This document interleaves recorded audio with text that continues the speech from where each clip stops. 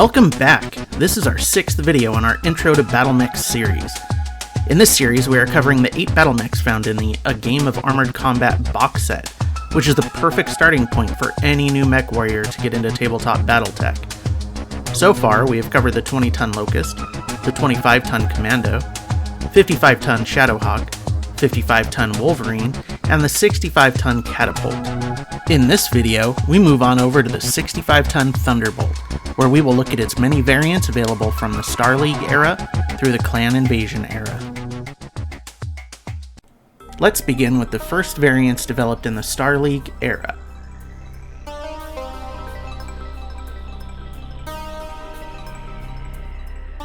First produced in 2491 by Earthworks Limited on Tikhonov for the Capellan Confederation, the 65-ton Thunderbolt TDR-5Sb2 boasts 19 tons of primitive armor, nearly as much as the 100-ton Mackie.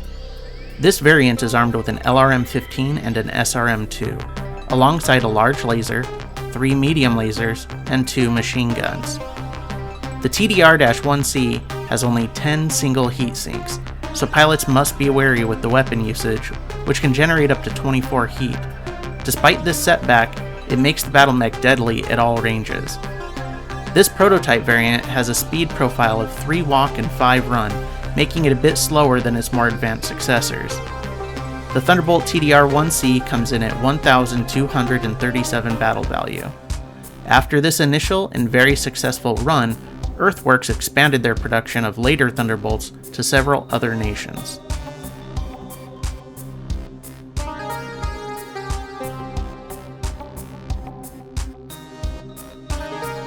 One of the more popular variants of the Thunderbolt, the TDR-5S, began production in 2505 on Keystone in the Free Worlds League.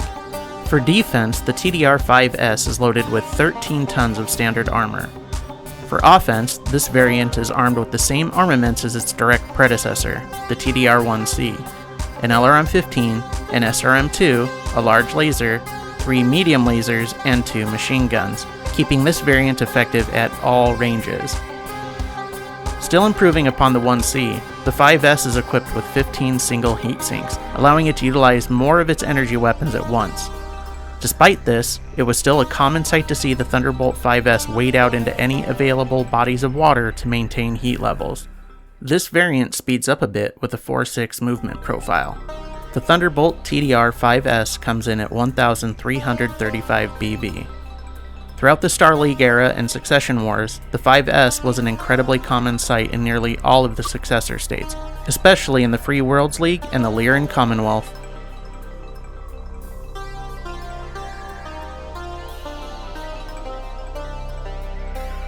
An early version of the Star League Royal variant of the TDR-5S, the Thunderbolt TDR-5Sb2, developed in 2680, and the Thunderbolt TDR-5Sb, developed in 2753, are equipped with an endosteel chassis and 13 tons of standard armor. The TDR-5Sb2 variant swaps the original large laser with a PPC, and the 2 machine guns are replaced with 2 small pulse lasers.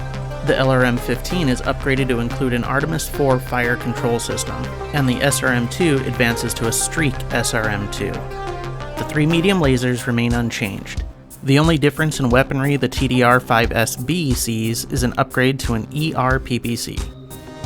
Another upgrade included in these Royal variants is the inclusion of 14 double heat sinks, but considering how much extra heat the advanced weaponry generates, the heat management issue remains. Their speed profile is the now standard 4.6. The Thunderbolt TDR-5Sb2 comes in at 1,561 BV, and the Thunderbolt TDR-5Sb is 1,613 BV. Now let's take a look at some Thunderbolt variants developed during the Succession Wars.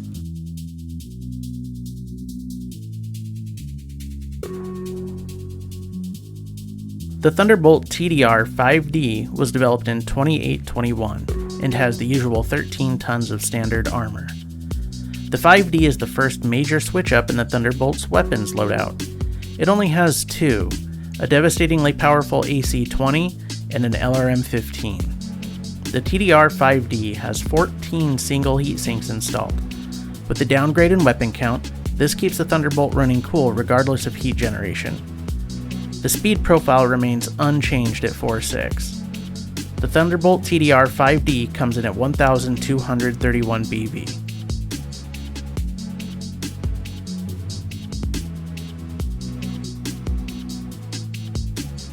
Developed in 2832, the Thunderbolt TDR-5L saw the need for some downgrades from the Royal variants. However, the armor still sticks to the usual 13 tons. The ER PPCs from the previous TDR-5Sb is now swapped for an ER large laser. The rest of the weapons stay the same: an LRM-15 with Artemis 4, a Streak SRM-2, 3 medium lasers, and 2 small pulse lasers. The TDR-5L also sees a small downgrade in heat management with 13 double heat sinks, forcing some minor concerns with overheating. Its speed profile sticks with 4.6. The Thunderbolt TDR-5L comes in at 1546 BV.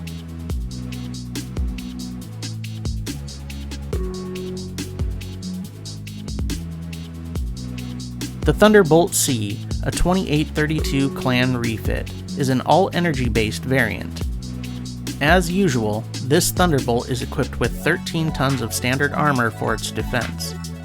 For offense, however, the Thunderbolt C is equipped with only advanced lasers. It is armed with a large pulse laser, an ER large laser, an ER medium laser, and 2 ER small lasers. The variety of ranges this mech is capable of, including no minimum range, makes this variant deadly at long range, only to get deadlier the closer it gets, especially with the accuracy of the pulse laser systems. All these energy weapons generate a lot of heat, but unfortunately the Thunderbolt C is only equipped with 24 single heat sinks, forcing its mech warrior to put plenty of effort into heat management. This C variant still sits at the standard Thunderbolt speed profile of 4.6, and enters the battle at 1671 BV.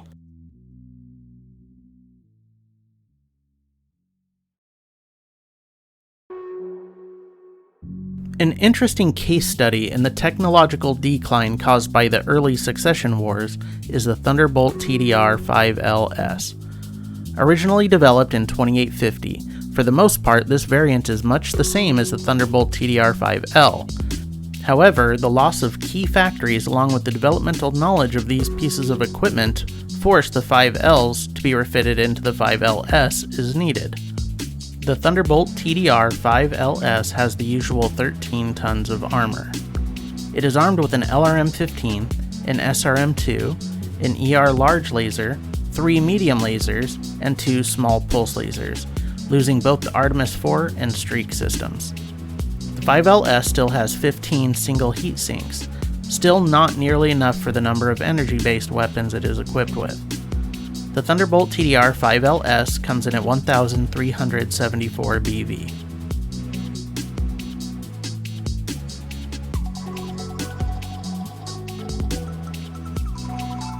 The Thunderbolt TDR-5SS is one of only 2 major variants of the Thunderbolt around during the late Succession Wars. The Lyran Commonwealth-designed TDR-5SS began production in 2930. Again loaded with 13 tons of armor, this unique variant is loaded with an SRM-6, a particle projectile cannon, 3 medium lasers, and a flamer. While equipped with plenty of heat-generating weaponry, the TDR-5SS is cooled down with 21 single heat sinks, making the pilot just barely give heat generation a thought. This variant also keeps the 4.6 movement profile.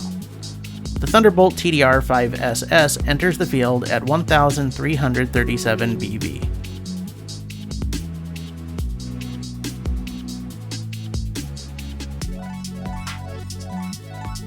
The second major late Succession Wars Thunderbolt variant, the Eridani Light Horse Thunderbolt TDR-5Se, began production in the year 3000 as a raid and recon unit. Defended by 13 tons of standard armor, this variant is armed with an LRM-10, a large laser, and 3 medium lasers. With the notable reduction in firepower, the 17 single heat sinks are not quite enough to cover an alpha strike without at least a little leftover heat. Speaking of the lack of weaponry, these were removed to make room for 4 jump jets, making this the first jump-capable Thunderbolt.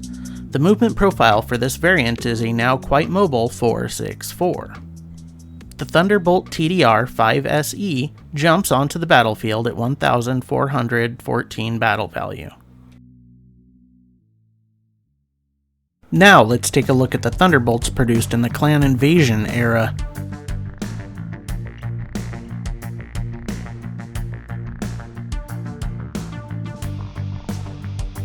The first Clan Invasion era Thunderbolt saw production at the Earthworks plant on Keystone for the Free Worlds League. This 3049 variant, the Thunderbolt TDR-7M, utilized many recent rediscovered technologies in its development. The first of these upgrades being 11.5 tons of ferrofibrous armor. Although weighing quite a bit less than the standard armor of previous Thunderbolts, the ferrofibrous armor still provides nearly the same amount of protection. Offensively, the TDR-7M carries the standard array of weapons: an LRM-15, a Streak SRM-2, an extended range large laser, 3 medium lasers, and 2 machine guns. Protecting the mech from a potential ammunition explosion, each of the side torsos are equipped with cellular ammunition storage equipment, which will contain an errant explosion to the location in which it started, rather than ripping through the entirety of the mech. The TDR-7M is a rare Thunderbolt variant which does not have to worry about overheating due to the 15 double heat sinks installed in it. This is just enough to cool the unit from any mobility or weapons fire heat buildup, allowing a full range of options for the mech warrior on the battlefield. The movement profile of this variant is the usual 4.6 of most other Thunderbolts. The Thunderbolt TDR-7M comes in at 1,495 battle value.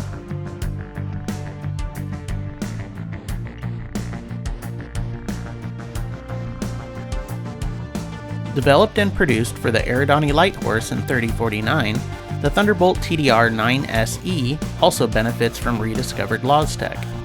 Heavily defended, this variant is loaded with 13.5 tons of armor, giving it just a slight defensive edge over previous Thunderbolt designs.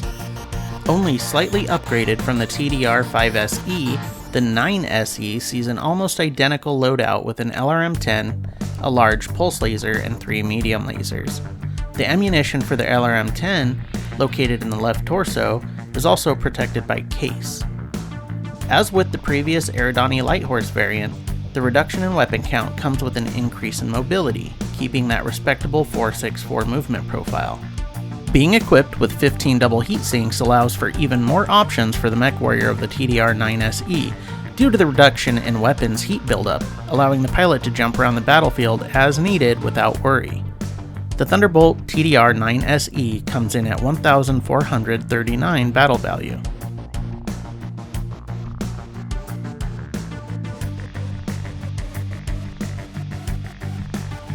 The Olivetti plant on Sudeten developed a new Thunderbolt design, the TDR-9S in 3050 for House Steiner. It lacks ferrofibrous armor, but carries 13.5 tons of standard armor, much like the recent Eridani Light Horse version, and an anti-missile system for defense. Like many Steiner designs, the 9S is packed to the brim with weaponry: an SRM-6, an extended-range particle projectile cannon, 3 medium lasers, 2 flamers, and 2 machine guns, with case protection in each side torso.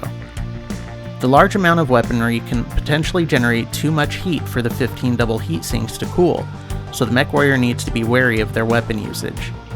Lacking the previous design's jump jets, this variant goes back to the 4.6 movement profile. The Thunderbolt TDR-9S comes in at 1,494 BV.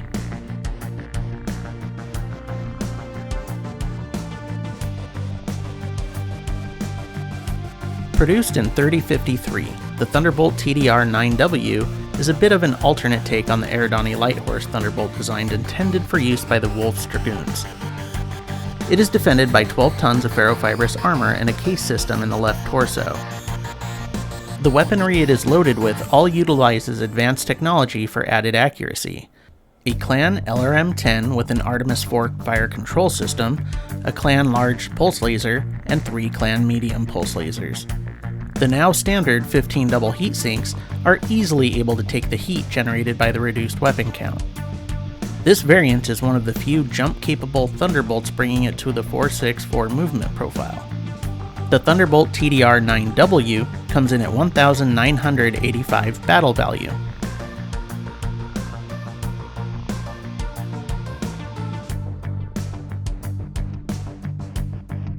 The Thunderbolt C2 was produced in 3054 by the captured Earthworks plant on Olivetti for garrison use by the Jade Falcons.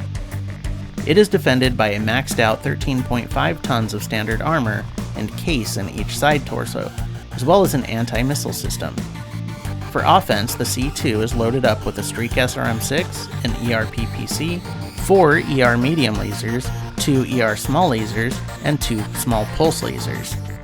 This large amount of energy weaponry generates way too much heat for even the 17 double heat sinks to cool down, so this Thunderbolt pilot needs to think twice before firing weapons. This variant has a 4.6 movement profile. The Thunderbolt C2 comes in at a hefty 2,170 BV.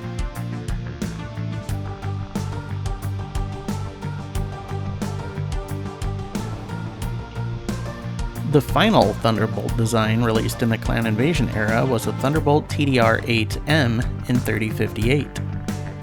For defense, this variant has 11.5 tons of ferrofibrous armor and case in the left torso. For offense, the TDR-8M is equipped with an LRM-15, an ER large laser, and 3 ER medium lasers. While based on the TDR-7M design, the TDR-8M sacrificed the SRM and machine guns for better mobility. With 16 double heat sinks, this variant breaks even if firing all weapons at once, but will run into a deficit if moving at all. Still a very healthy amount of cooling. As mentioned before, this is one of the more mobile Thunderbolts, hitting that 4.6.4 movement profile. The Thunderbolt TDR-8M comes in at 1,644 BV.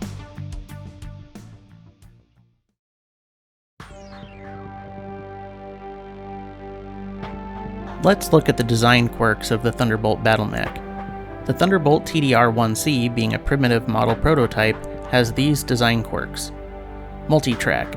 Firing at multiple targets in the front or arm arcs do not add a secondary target modifier. Difficult to maintain. Receives a +1 target number modifier for maintenance and repair in campaign play. Obsolete. 2509. Increases difficulty to find replacement parts in campaign play the further you get from the year the mech ceased production. Poor workmanship. Lowers the quality of the mech in campaign play and makes it more vulnerable to critical hits in standard play. The rest of the Thunderbolt designs have these design quirks. Multi-track. Rugged 2, which reduces the frequency of maintenance needed in campaign play. And Ubiquitous. Makes it easier to find replacement parts in campaign play. The Thunderbolt is a well-designed BattleMech, staying relevant throughout the ages. Most variants are heavily armored and well-rounded in their range brackets, making a deadly force near or far. The biggest complaint would be regarding the terrible heat management most Thunderbolt variants have. They tend to have too little heat sinks for the number of energy weapons they seem to equip. However, this would most definitely be one of the best and most versatile models available right out of the A Game of Armored Combat box, and would slot right into the heavy portion of most lances, more so than the 65-ton catapult, which is best used for long-range engagement.